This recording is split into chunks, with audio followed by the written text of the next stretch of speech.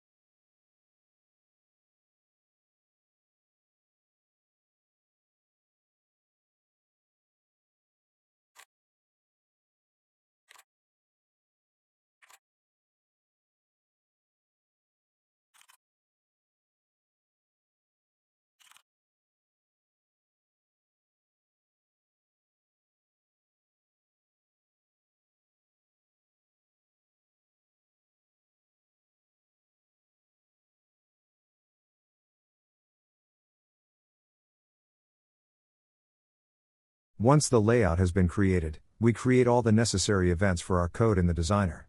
So the button click events of the buttons, the scroll event of the slider and the load event of the form itself.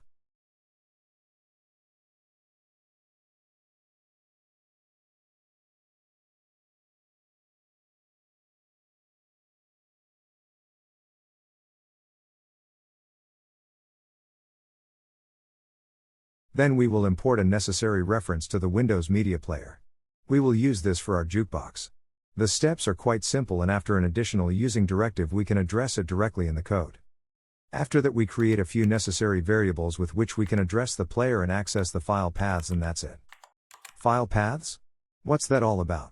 The files should be loaded from the resources, right? Well, to ensure this we need a small intermediate step because the assignment from the resources is actually not possible. But we'll get to that.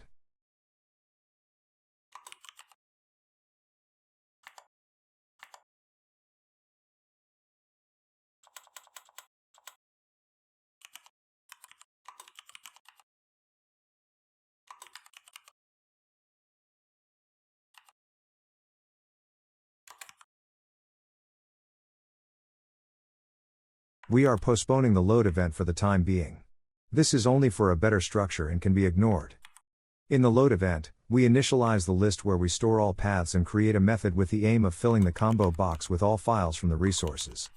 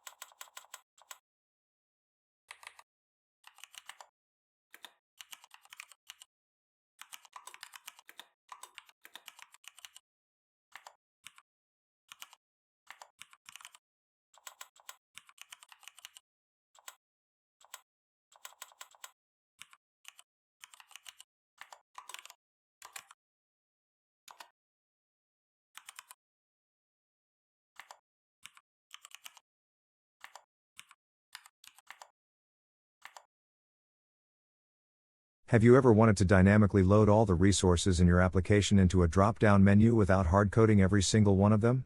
Well, let me walk you through how this magic works step by step. In our method, called load resources to dropdown, we use the power of the resource manager class to fetch all the resources stored in the application. First, we create a resource manager object, which gives us access to the resources defined in our project. Think of it as the gateway to all the goodies you've added to your resource file, like audio, images, or text. Next, we call a method named getResourceSet. This retrieves all the available resources in a neat, iterable collection. We specify the current culture to ensure it matches the language or locale our application is using. The additional parameters make sure we grab everything, even resources from fallback cultures. Now, here comes the fun part. Each resource in this collection is a key value pair. The key represents the name of the resource, and the value is the actual content, like a string, an image, or a file. We loop through this collection and extract the keys, which are essentially the names of our resources. Then, we simply add these names to our drop-down menu using combo box 1.items. Add. So, instead of manually updating your drop-down whenever you add a new resource, this method takes care of it for you automatically. It's efficient, clean, and works like a charm. Imagine, in one simple drop-down, you can list all your sound files, images, or any other resources at runtime. From there, you can use those resource names to load or display the actual content. This approach is incredibly powerful for applications where resources may change frequently or when you want to support multiple languages dynamically.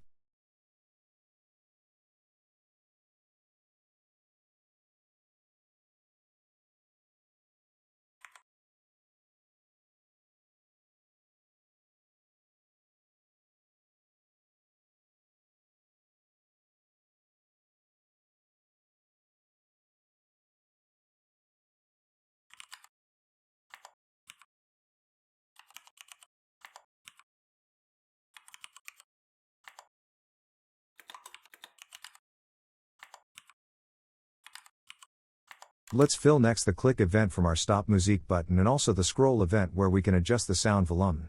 That is not really much and easy to do. But as a next step, let's code the play button event with an additional event where the main part is integrated. I will explain more in detail after the code is written.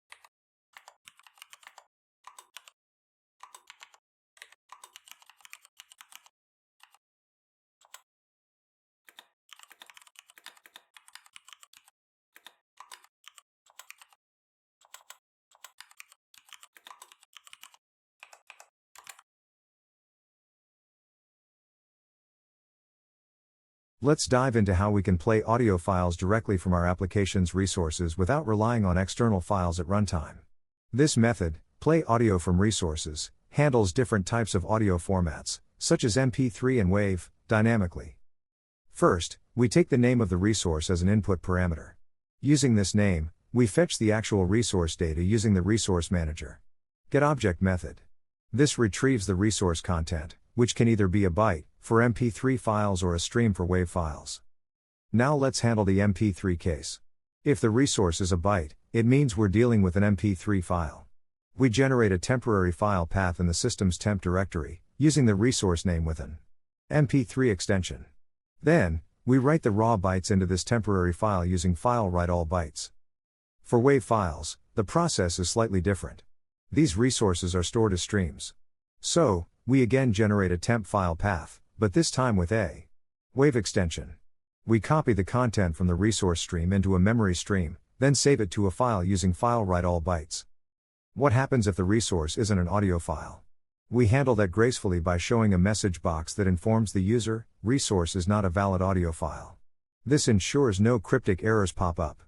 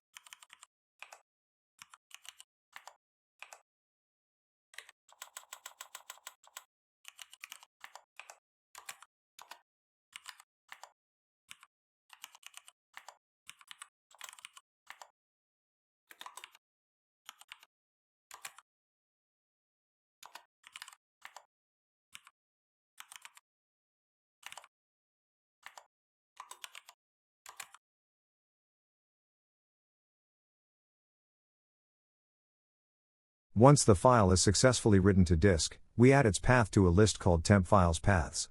This list helps us keep track of all temporary files we generate so we can delete them later when the application closes. Finally, we initialize a Windows Media Player object, set the audio file URL, and configure playback options. For example, the file is set to loop indefinitely with a volume level of 50%. After that, the controls play method starts the audio playback. If anything goes wrong during this process, such as file writing errors or unsupported formats, we catch the exception and display a user-friendly error message in a message box. This method is a robust way to dynamically play audio resources in your application while managing both MP3 and WAV formats. It's efficient, clean, and ensures you don't need to ship external audio files with your application. Just add your sounds to the resources, and this method takes care of the rest.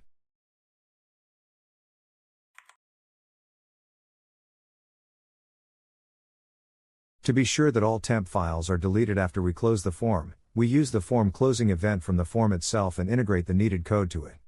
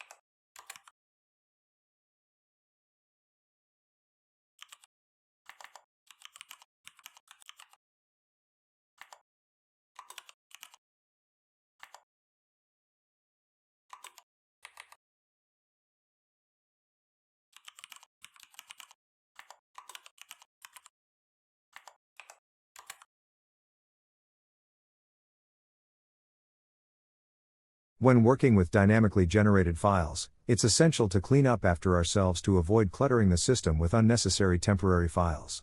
This method, Form 1 Form Closing, takes care of deleting all temporary files created during the application's runtime. Let's walk through how it works. First, we maintain a list called Temp Files Paths. This list keeps track of all the temporary file paths we generate throughout the application. During the form's closing event, we loop through each path in this list. For each file path, we check if the file exists on disk using the File Exists method. If the file is found, we attempt to delete it with File Delete. Of course, things can go wrong during file deletion, such as permission issues or the file being in use. That's why we wrap the delete operation in a try-catch block. If an error occurs, we catch the exception and display a message box with a clear error message, like error deleting temp file, followed by the exception details. This ensures the user knows what went wrong without crashing the application. By handling the cleanup in this way, we leave no unnecessary files behind, keeping the system tidy. This is especially important for applications that generate audio or other resources at runtime, as it ensures that the app doesn't hog disk space over time. This method is simple but effective, demonstrating good coding practices by emphasizing resource management and user-friendly error handling. Clean code, clean system. And that's a wrap, folks. I hope you enjoyed this deep dive into making your app more dynamic and polished. Now it's your turn. Grab your keyboard, dive into the code, and recreate this project yourself. Trust me, there's no better way to learn than by doing. Got stuck somewhere? Have an idea for something even cooler? Or maybe you've got a feature in mind that you'd love to see in the next video? Drop a comment below and let me know. Your feedback helps shape this channel, and I'd love to hear what you're building. Oh, and if you found this helpful, give it a thumbs up and share it with a fellow coder. Let's grow this community of creators together. Until next time, keep coding, keep creating, and, most importantly, have fun with it.